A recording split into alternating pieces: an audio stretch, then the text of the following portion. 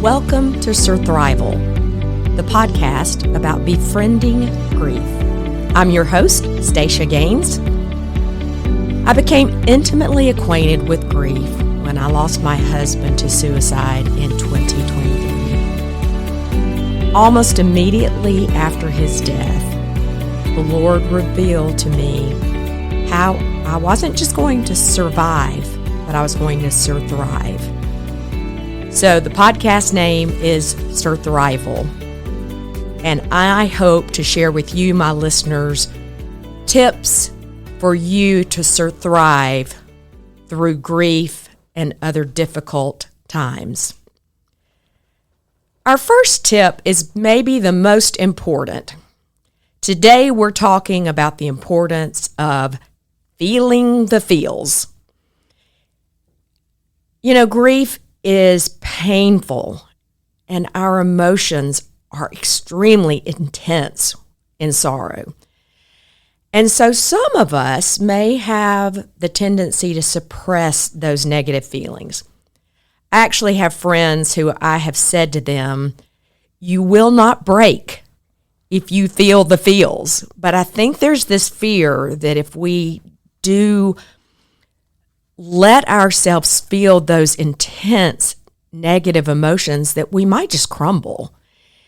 And this was the very first thing that I said to myself is, I am going to feel the feels, no matter what they are.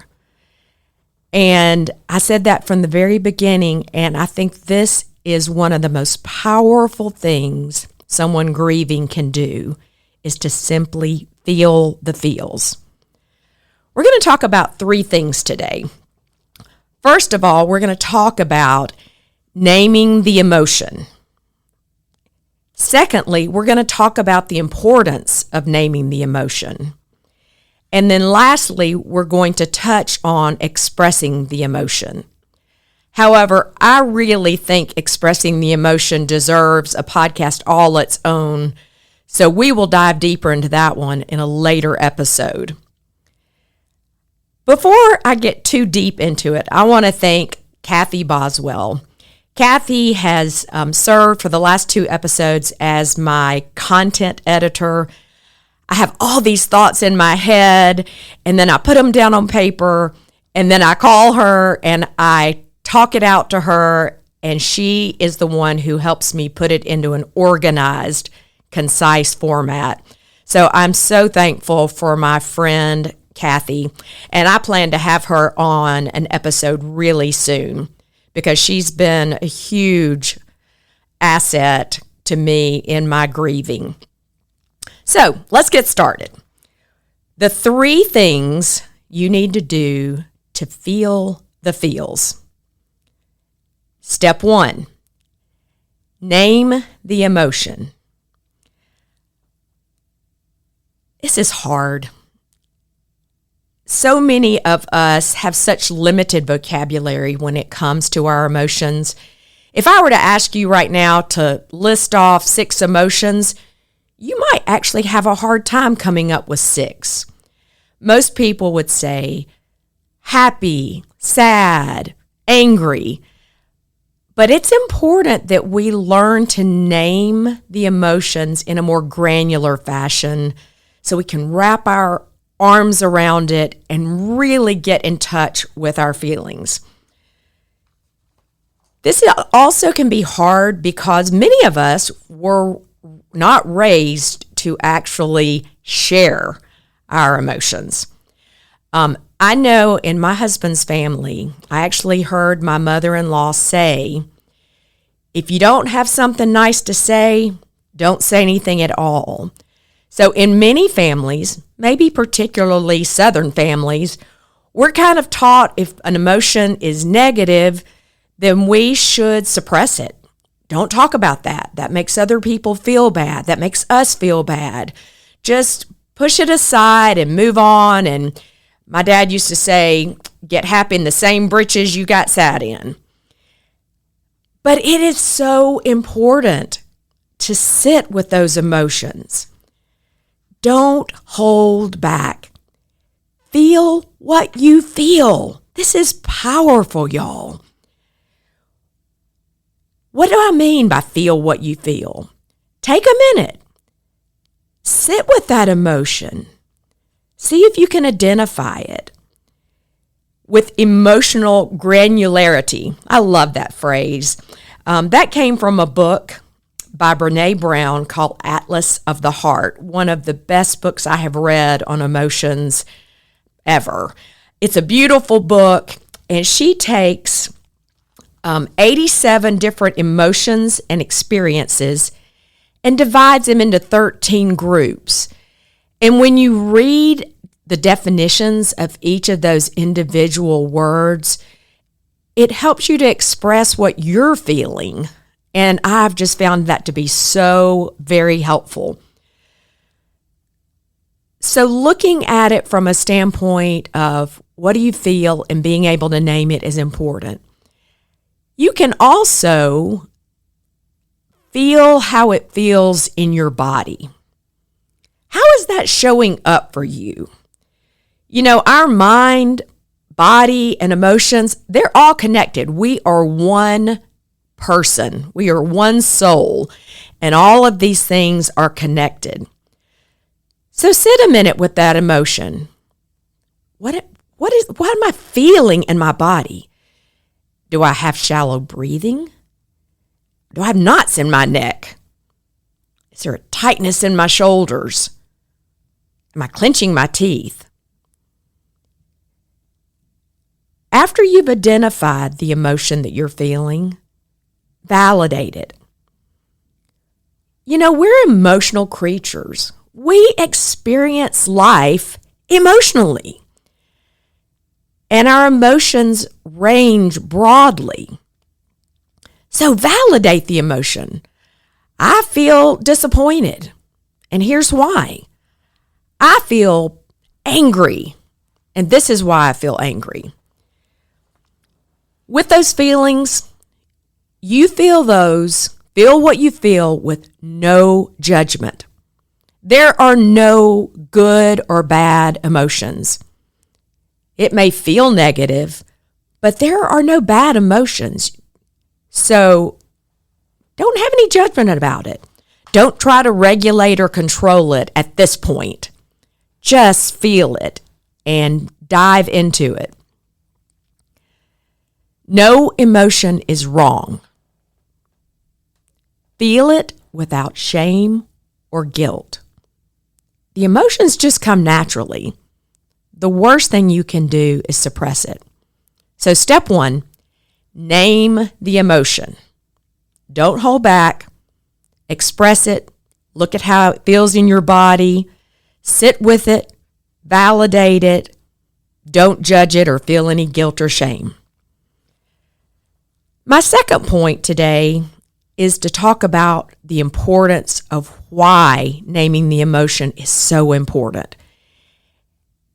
And this is what has really helped me a lot in thinking about the why of naming the emotion. If you think about it, language is our portal to meaning making, connection, healing, learning, and self-awareness. So by labeling our emotional experience, we have greater emotional regulation and psychosocial well-being. That last phrase is from Harvard psychologist Susan David. I'm going to repeat that. Labeling our emotional experience gives us greater emotional regulation and psychosocial well-being. If we don't name it, our ability to make sense of life is very limited. We're going to struggle to get the help that we need. We are going to have difficulty regulating and managing our emotions. And lastly, our self-awareness is going to be diminished. So without naming it, our ability to make sense is limited. We'll have a difficult time struggling to get the needed help. we'll have difficulty regulating and managing our emotions, and our self-awareness is significantly diminished. Let's go back to the fear of naming it. Many of us fear that naming it will absolutely crush us. But naming the experience doesn't give the experience more power. It gives us the power of understanding and meaning. Did you get that? Naming the experience does not give the experience more power. It gives us the power of understanding and meaning. Language shapes what we feel about our emotional experiences. I said earlier, we are emotional creatures. Even those who are not expressive, you still feel the feels. With language, we can perceive what's going on, we can categorize what's going on, and we can describe it. Naming an emotion speeds and strengthens connections in the brain. I'll say that again. Naming an emotion speeds and strengthens connections in the brain. All of this information was found in Brené Brown's book, Atlas of the Heart, and again was so meaningful to me as I read it. So by making new connections in the brain, what that allows is for you to form new neural pathways. And so you don't get stuck in sadness or in loneliness or in sorrow or in anger. You find your way out by making these new neural pathways. So that's what happens when you name an emotion. I also want to bring up another book that I am reading right now that I found very, very helpful. And it's actually not a book on grief, but a book about forgiveness. The book is called The Book of Forgiving.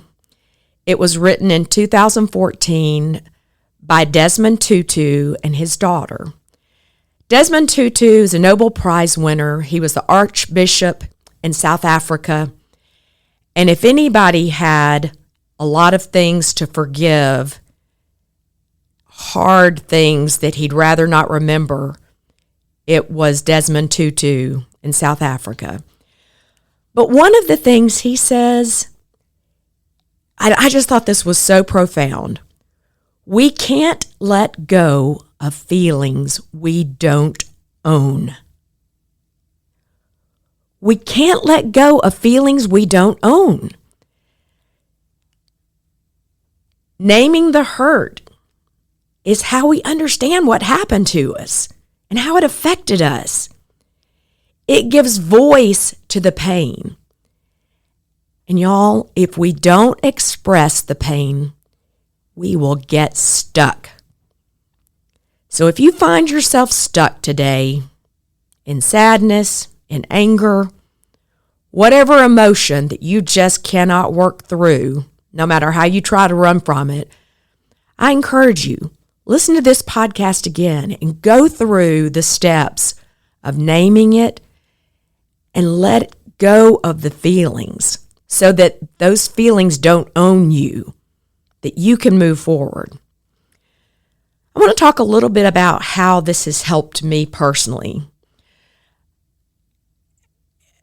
Losing my husband created many, many emotions.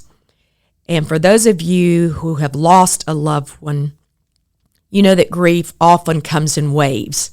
It can blindside you and target when you hear the ringtone that was your husband's, and you find yourself crying in the greeting card aisle.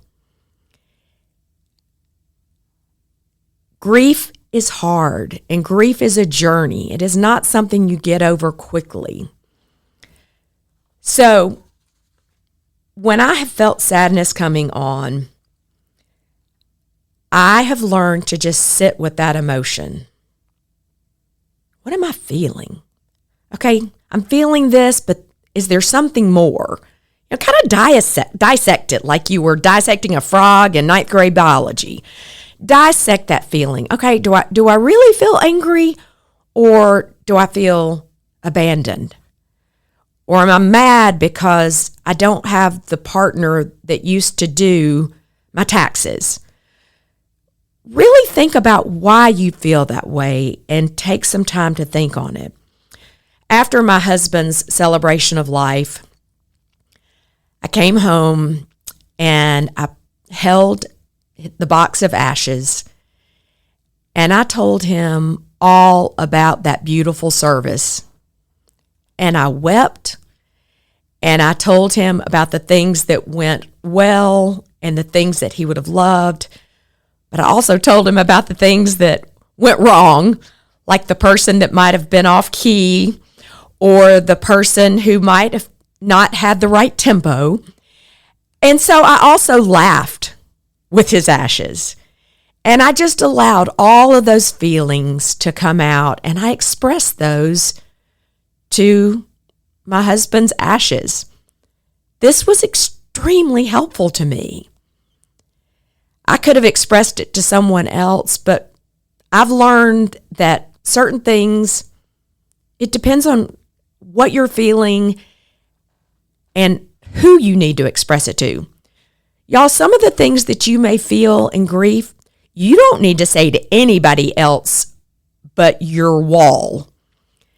And I would encourage you, if you're feeling some really, really raw emotions, say it out loud. Talk to the wall, talk to a tree, scream, do whatever it is you need to do to get that emotion out. I also think there is a really good place to sit down and talk to a trusted friend. I have this practice I call verbally vomiting. And I have a few friends that I can call or go talk to, and there are no filters. I mean, none. If I want to cuss, if I want to just say awful, ugly things, they know that it is just me getting rid of the bile that is in my heart. There are also other things that you can do, and I want to talk about that as the third point. But I'm just going to really touch on this today because I think the third point of expressing the emotion is a whole episode in and unto itself. So we're going to have an episode where we really talk about different ways to express those feelings. But I think it's important not just to name it, not just to understand why you're naming it, but I do want to say you've got to express it in some way. As I just told you, sometimes it may be just talking to the wall. Sometimes it may be talking to a friend. But there are other things that I found to be really helpful. So number 3, express the emotion. Number 1 under that, say it out loud. Don't just ruminate on it in your brain. Say it out loud. Say it to yourself. Say it to a trusted friend. Say it to a counselor. Number 2, don't suppress it. Let's be real. If you do not express your feelings, they will settle in your body. We are one person, as I said earlier. We are mind, body, heart, soul. And if you suppress your feelings, it's going to come out as a migraine, or it's going to come out as an ulcer, or bad sleep habits, which is going to cause you other problems, heart problems. You've got to express that emotion, or your body will betray you and say, you are feeling something. You better own up to it, or I'm going to slow you down. I think I mentioned in the last episode, I was sick a lot the very first year. Our body and our mind, they're all tied together. So don't suppress it. I love Beth Tallman Miller's book, What Loss Can Teach Us. Beth is a college friend of mine, and she talks about the physical expression of feelings. And one of my favorite ones, as she has a chapter on anger, is she talks about the sacred discipline of plate throwing. The sacred discipline of plate throwing. Doesn't that make you laugh? That is hysterical, Beth. But in it, she says, get some plates from the dollar store or get a carton of eggs. And in that, write on each egg or on each plate the emotion of anger you're feeling, the specific anger you are feeling. Write it on the plate and then toss it at a tree as hard as you can. That physical expression helps you release a negative expression like anger. In each chapter of her book, as she explores different emotions, she has some kind of spiritual discipline, and I just found those so practical. So I really recommend Beth Tallman Miller's What Loss Can Teach Us. Express your emotion without shame, judgment, or, as I said, in some cases, even appropriateness. Don't apologize for your emotions. As I said, after Matt died, I decided that I was going to feel the feels. That was really one of the first surthrival tips the Lord gave me. I said, I'm going to feel whatever I feel. I made that decision, that conscious decision. And so part of that, if you make that choice, is you're going to need to also make the choice not to apologize for your feelings. This is really hard for some of us because sometimes a friend will be talking to you and you'll get honest with your emotions. You'll start crying and they'll say something like, "Oh, I'm so sorry. I didn't mean to make you cry." They feel bad. They feel like by bringing up your loss that they've made you sad. That's not the case. And you just need to tell them something like, "You know what? You didn't make me sad. I have just decided that for me to get through this grief journey, I told myself I was going to feel the feels. So thank you for asking me because I really enjoy talking about it. It helps me each time I tell my story." My friend Kim tells me that I really hurt her feelings. She and I were having this deep lunch conversation one day, and she asked me a question, and I started answering it. And as I answered it, I started weeping. She said, "Oh, I'm so sorry. I didn't mean to upset you." And I didn't realize I did this until she told me later, but I said, "Stop it." I said, "I want to cry. It is healthy for me to express this and to cry." I did go back and apologize to her for being so blunt and terse. But it's really important that you, as the person who is grieving, share with others that this is how you're getting through your grief and that they don't have to tiptoe around you, that this is your expression of grief. The last thing that I just want to mention, and we're going to spend a lot of time on this in the future, but I have found it's extremely helpful to journal with words or with pictures.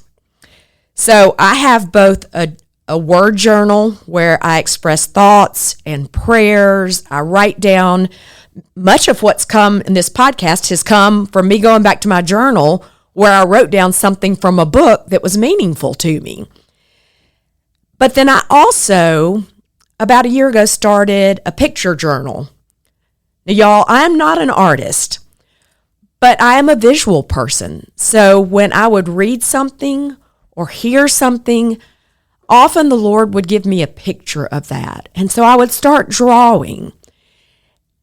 And what I have found is that drawing is especially helpful because it uses a different part of your brain. If you write words, that uses one part of your brain, but when you're creating visual images that describe what you're feeling or what the word said, a different part of your brain is activated. That's really, really been powerful for me. It is a release of those feelings. And the two things that have happened that I was not expecting is it's become a record of my feelings. So I can go back and I can look on the anniversary of Matt's death, and I can read the journal, what I thought in words, but I can also go back and look at the picture of the cardinal that I painted. So find a way to visually express your feelings. The other part that I also didn't expect was I began sharing those pictures with others. I did this in South Africa with the sisters that we went on the trip with. I shared it with total strangers when we talked about grief. I've shared it with family members, with friends. And for me, who's a very expressive person, I have really loved sharing what I was feeling and what I drew with my friends. So that might be something you would like to try. So in summary, there are 3 things that we can do to feel the feels. Step 1, name the emotion with specificity. Number 2, know why it's important to name that emotion. Namely, that you get it out and you don't get stuck. And number 3, express the emotion. Grief is hard. You've got to feel the feels. Emotions are our way to reaffirm or reconstruct a world of meaning that's been challenged by our loss. Thank you for listening. Thank you for listening to SURTHRIVAL, the podcast about befriending grief. My hope is that something you've learned today has piqued your interest and you can take a baby step in your own healing journey. I would love to hear from you. To send me a message or even tell me your story, go to SURTHRIVALPodcast.com. If you'd like to book me as a speaker, you can also do that through the Contact Me section of my website. Please follow me and tell your friends.